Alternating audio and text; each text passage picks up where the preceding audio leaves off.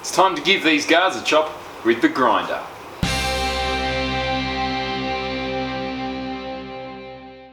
G'day folks, my name is Brendan. It's fantastic to have you here for another episode of Turbo Build, and today I'm going to do a bit of aero work on the front guard of this car. So these are my current side skirt and guard design, and well, let me give you a closer look and then we'll talk about what the plan is. Now these things are clearly already modified. We chopped the bottom half of the fender or guard off here, added a piece of aluminium sheet, and that bolts in to the remaining side skirt along here, and that skirt attaches underneath to the flat floor that we've got. It's all fairly basic stuff, nothing particularly special, just some aluminium angles and things, and this is a core flute or Alcubond aluminium sort of sandwich stuff.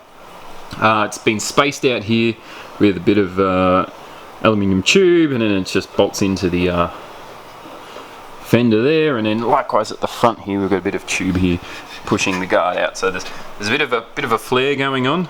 The guard's a bit further out than usual. There is a bit of airflow sort of hole here, which is kind of a good thing. You want to have air evacuated out of the wheel well.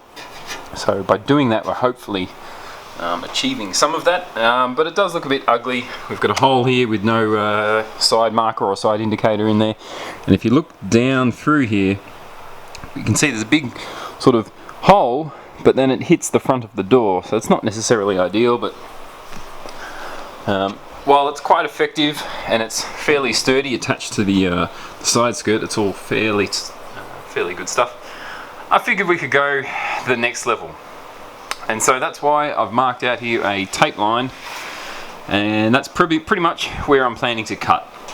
I've marked it out in this particular spot for a few reasons. First of all, it gets rid of the hole here right on the edge of the hole, so no more weird ugly hole.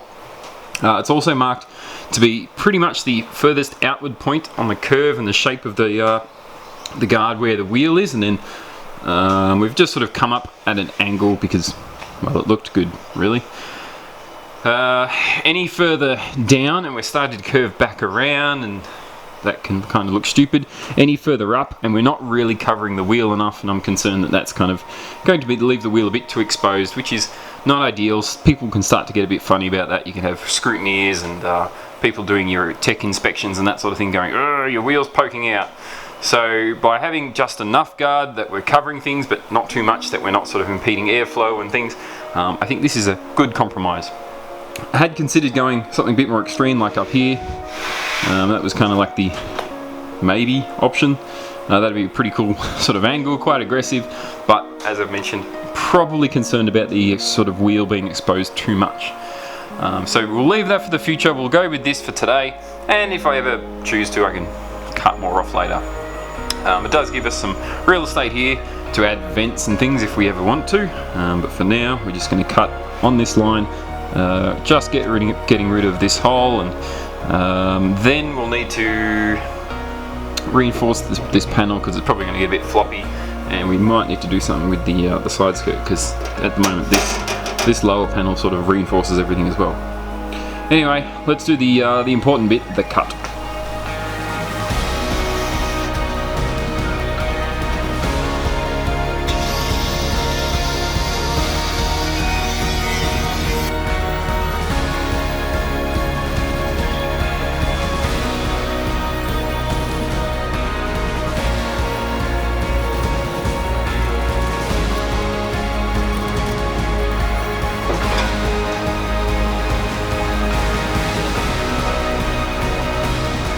Turning back now. Well, that's the scary bit done. We've got a bit of a sharp edge and a few bits and pieces we need to clean up here. We've got some things lying around that need to be cleaning up, and we've left ourselves a nice big hole that needs a bit of work. Let's get to it.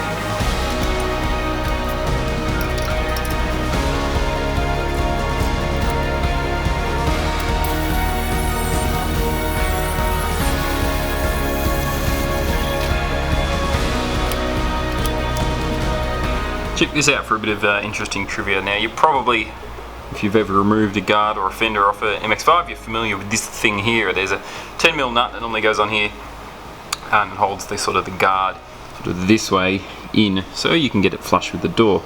I noticed I was going to remove it. I was going to cut it off. I was going to drill out the spot welds, and I noticed they were really far off the edge. Like, it's very interesting. Is that shoddy workmanship from Mazda? I'm quite surprised. So, anyway.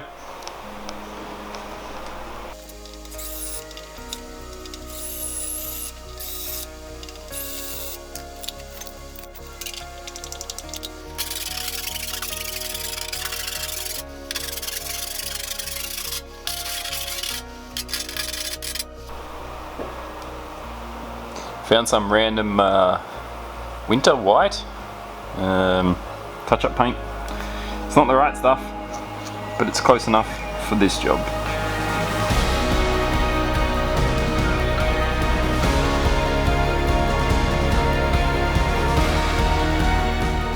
Now that it's cut, clean up the edge, the next thing I'd like to do is reinforce this front area.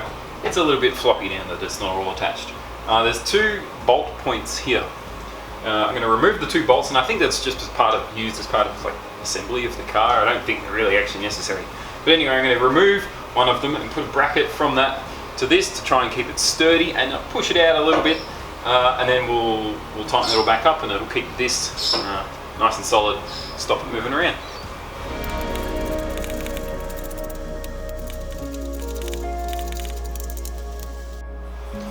Alright, so I've made up this little guy, which will bolt onto here.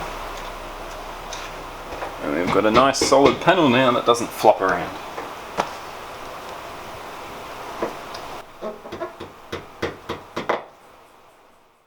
Well, we've now got a nice solid guard, although the area underneath kind of looks a little ugly.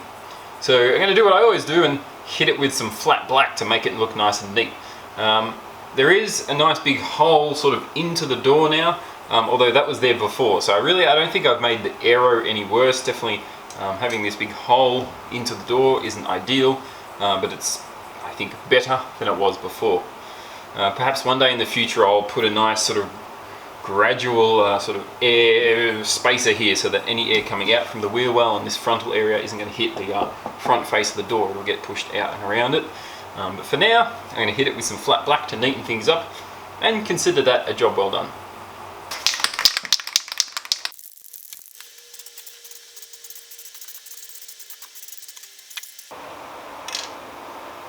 That is now one trimmed, fairly aggressive, slightly more aero efficient front fender.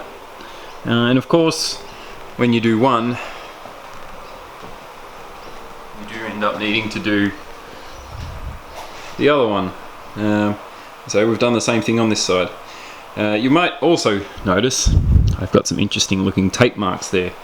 But that is for another episode. You can probably guess what I've got in mind there. Well, anyway, folks, that's it for this episode. I think you'll agree it's a pretty easy thing to do, particularly on a track car where you don't have any worries like road laws and things. But it should be a bit more aero efficient. As always, if you enjoyed the video and you want to see more of this stuff, don't forget to hit subscribe. You'll be able to find out exactly what I end up doing with this interesting shape here. But as always, you can find us BEAVIS Motorsport, Instagram, Facebook, our website and all of that stuff. As usual, thank you very much for watching, and we'll see you next time.